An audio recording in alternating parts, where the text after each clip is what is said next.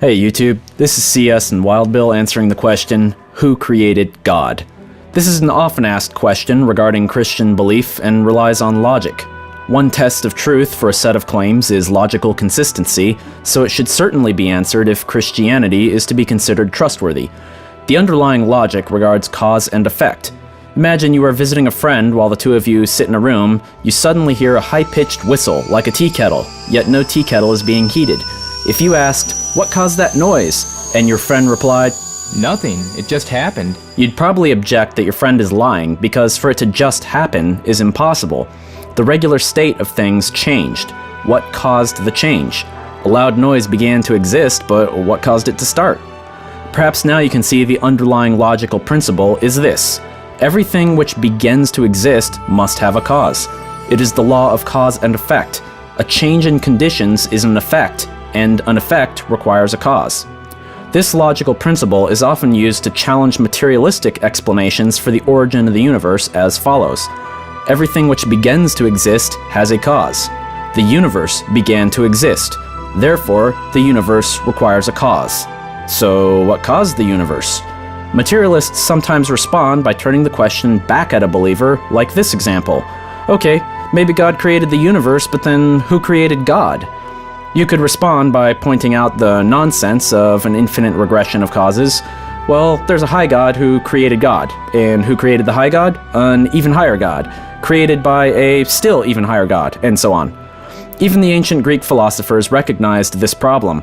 An infinite regression of causes is nonsense. Therefore, the chain must end at some point with an uncaused cause, a first cause or prime mover.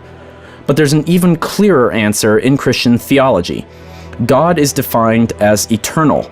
Revelation identifies God saying, "I am the Alpha and the Omega, says the Lord God, who is and who was and who is to come, the Almighty."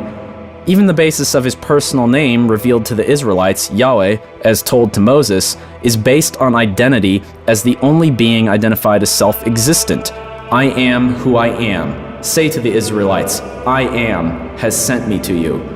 So if we say God is eternal, and then ask what created God, what can we possibly mean by the word eternal in the English language?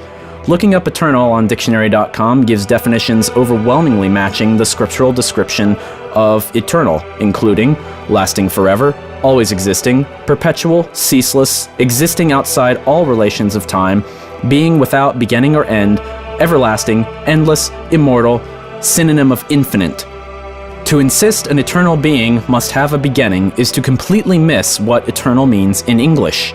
So, returning to the original logic with an understanding of God according to Scripture, we see the following. Everything which begins to exist requires a cause. God did not begin to exist because there was never a point at which he did not exist. Therefore, God does not require a cause. Demanding a cause for an eternal being is about as nonsensical as demanding a finite value for something infinite, like demanding how many seconds are there in an infinite amount of time. In conclusion, who created God? God is not created because he is eternal. He always existed and always will exist. If you'd like to go into a bit more detailed logic, including common objections regarding the cause of God and the cause of the universe, check out this article at Creation Ministries International. We welcome comments, compliments, and especially critiques. But if you'd like us to respond to you, check out our video on comment guidelines before posting, or just read the description sidebar. This is CS and Wild Bill signing off.